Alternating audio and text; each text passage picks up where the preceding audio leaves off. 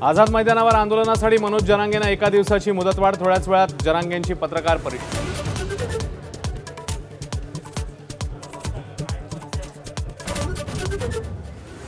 डोक्यावर गुलाल पडल्याशिवाय मुंबई सोडणार नाही, उपोषण सुरू होताच मनोज जरांगेंचा एल्गार। गोळ्या घाला किंवा तुरुंगात टाका, हटणार नसल्याचाही निर्धार। मराठा आणि ओबीसी दोन्ही समाज आमचेच, मार्ग काढण्याचा प्रयत्न। फडणवीसांची प्रतिक्रिया। तर ओबीसीतनं आरक्षण अशक्य, एकनाथ शिंदेंचं स्पष्टीकरण। मनोज जरांगेंच्या आंदोलनावरून उद्धव ठाकरेंचा सरकारवर निशाणा। आंदोलनाची जबाबदारी सरकारने स्वीकारावी, ठाकरेंचा हल्लाबोल। तर मुख्यमंत्री फडणवीस आणि उपमुख्यमंत्री शिंदेंचा जोरदार पलटवार।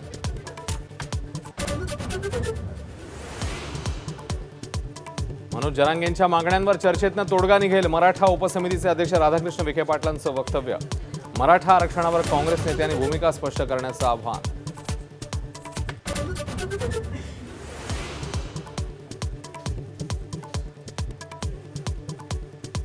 मुंबईतल्या सीएसएमटीवर मराठा आंदोलकांनी गर्दी केल्यानं प्रवाशांचा खोळंबा। मनोज जरांगेंच्या आवाहनानंतरही आंदोलकांचा उत्साह अनावर। एक मराठा लाख मराठाच्या घोषणांनी स्थानक दणाणलं।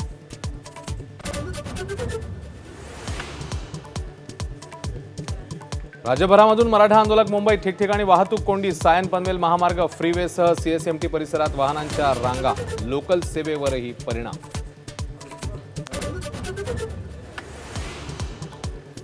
मनोज जरांगेंना पाठिंबा देण्यासाठी शरद पवार आणि अजित पवारांच्या राष्ट्रवादीचे आमदार आझाद मैदानावर। संदीप क्षीरसागर यांच्यासह प्रकाश सोळंकेंचा जाहीर पाठिंबा। मराठवाड्याला पावसाने झोडपलं। नांदेड, परभणी, बीड, जालन्यासह इतर भागात पावसाचा जोर कायम। शेतात पाणी शिरल्यानं पिकांचं नुकसान।